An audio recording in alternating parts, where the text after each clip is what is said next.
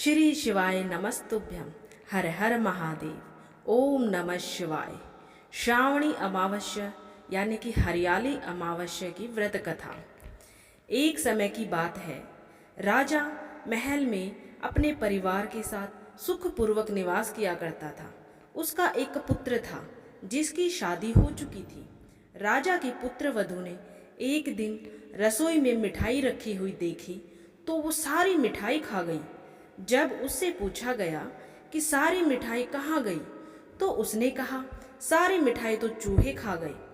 पुत्र वधू की ये बात चूहों ने सुन ली और वे इस गलत आरोप को सुनकर अत्यंत ही क्रोधित हुए। इसके बाद उन्होंने राजा की बहू को सबक सिखाने का निश्चय कर लिया। कुछ दिनों के बाद महल में कुछ मेहमान आए। तब चूहों ने सोचा कि ये अच्छा मौका है राजा की पुत्र वधू को सबक सिखाने का। उन्होंने बदला लेने के लिए चूहों ने बहू की साड़ी चुराई और उसे जाकर अतिथियों के कमरे में रख दिया। जब सुबह सेवकों और अन्य लोगों ने उस साड़ी को अतिथियों के कमरे में रखा देखा तो लोग राजा की बहू के चरित्र के बारे में बातें करने लगे। ये बात जंगल में आग की तरह पूरे गांव में फैल गई। जब ये बात राजा के कानों तक पहुंची तो उसने अपने पुत्र वधू के चरित्र पर शक करते हुए उसे महल से निकाल दिया। राजा की बहू महल से निकलकर एक झोपड़ी में रहने लगी और नियमित रूप से पीपल के एक वृक्ष के नीचे दिया जलाने लगी। इसके साथ ही वह पूजा करके गुड़ धाने का भोग लगाकर लोगों में प्रसाद वितरित करने लगी। इस प्रकार कुछ दिन बीत जाने के बाद एक दिन राजा उस पीपल के पेड़ के पास से गुजरे जहां उनकी बहू हमेशा दीपक जलाया करती थी। इस दौरान उनका ध्यान उस पेड़ के आसपास जगमगाती रोशनी पर गया। राजा इस जगमगाती रोशनी को देखकर चकित रह गया। तब राजा महल में वापस आने के बाद उन्होंने अपने सैनिकों से उस रोशनी के रहस्य का पता लगाने के लिए कहा। सैनिक राजा की बात मानकर उस पेड़ के पास चले गए। वहां पर उन्होंने देखा कि दीपक आपस में बातें कर रहे थे।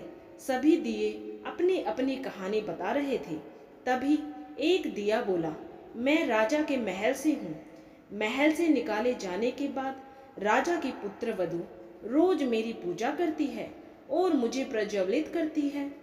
तब सभी अन्य दीपकों ने उससे पूछा कि राजा की बहू को महल से क्यों निकाला गया। तो उस दिए ने बताया कि एक दिन उसने मिठाई खाकर चूहों का झूठा नाम लगा दिया था। इस पर चूहे नाराज हो गए और चूहों ने राजा की बहू से बदला लेने के लिए उसकी साड़ी चुराकर अतिथियों के कमरे में रख दी। ये सब देखकर राजा ने उन्हें महल से निकाल दिया। ये सब बातें सुनकर सैनिक भी हैरान रह गए और महल वापस आकर उन्होंने ये सारी कहानी राजा को सुनाई। ये सुनकर राजा को अपनी गलती का एहसास हुआ और उसने अपने पुत्र वधू को महल में वापस बुला लिया। इस प्रकार पीपल के पेड़ की नियमित पूजा करने का फल राजा की बहू को मिला और वह अपना जीवन आराम से व्यतीत करने लगी। तो इस प्रकार से श्रावणी अमावस्या अर्थात हरियाली अमावस्या की व्रत कथा संपूर्ण हुई। बोलो भगवान भोलेनाथ की जय, माता पार्वती की जय। हरियाली अमावस्या के दिन भक्तों को पीपल और तुलसी के पेड़ की पूजा करनी चाहिए। इस दिन पीपल के वृक्ष की पूजा और फेरे किए जाते हैं तथा मालपुए का भोग बनाकर चढ़ाए जाने की भी परंपरा है। धार्मिक ग्रंथों में पर्वत और पेड़ पौधों में भी ईश्वर का वास बताया गया है। पीपल के पेड़ में त्रिदेवों का वास माना गया है। आंवले के पेड़ में स्वयं भगवान श्री लक्ष्मी नारायण का वास माना गया है। इस दिन कई लोग उपवास भी रखते हैं।